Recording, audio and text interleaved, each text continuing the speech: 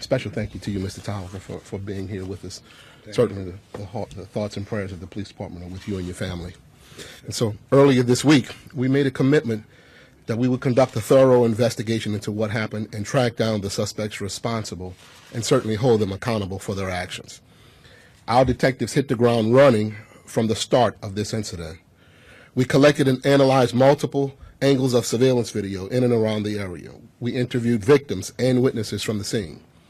And as we gathered additional evidence, we expanded our reach and resources on the ground by partnering with our regional and state and federal partners, including the Lafayette Police Department, Region 2 detectives from Louisiana State Police, the FBI Violent Crime Task Force, and the ATF.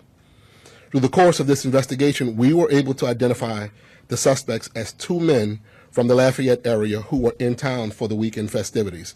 One of the suspects is believed to be 20-year-old Jordan Clay.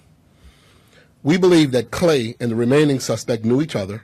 They had been involved in an ongoing dispute outside of New Orleans, and they met again on Bourbon Street that morning. That encounter turned violent, and a shootout followed.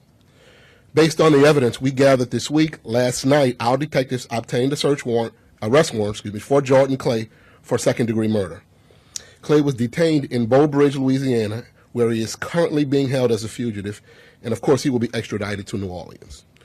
We're still working aggressively to identify and locate the second suspect involved, and I urge anyone who has any information about this suspect or the one we have in custody, or any information about the crime itself from Bourbon Street that night, please call NOPD, call one of the agencies standing with me, or of course call Crime Stoppers. We have a lot of work left to be done in this investigation.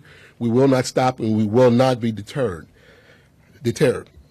Together, we will continue to work aggressively and relentlessly to bring everyone responsible for this incident to justice. And I said this before, and I'll say it again. We believe that neither Clay nor the second suspect had any affiliation with either Southern or Grambling universities, and neither live in New Orleans. So our message is really clear. You cannot commit crime in the city of New Orleans and get away with it. Regardless of who you are and where you live, we will find you, we will arrest you, and you will face serious consequences for the decisions you make.